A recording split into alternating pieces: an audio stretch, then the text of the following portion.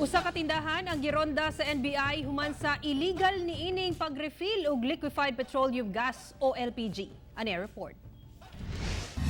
Gironda sa National Bureau of Investigation uban ang mga representante sa kumpanyang Price Gas kining usa ka tindahan sa Deca Homes Indangan, Davao City human nga illegal matud pang ga-refill og LPG.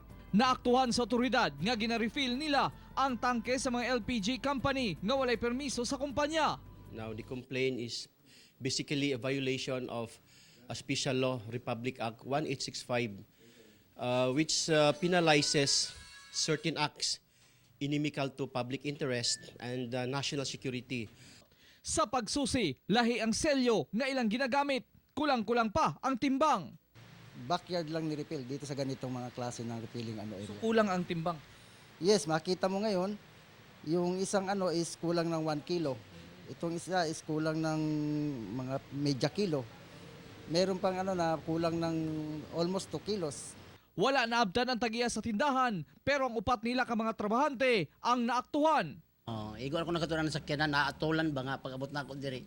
Trabahante lang. Wala ka kabalo nga bawal ni. Wala. Surigao. Gawa sa illegal nga paggamit sa ngalan sa mga LPG companies, delikado usab kuno sa komunidad ang ginabuhat nila kay anaa sa residential area sila ga-refill. So this kind of activity, transferring or refilling of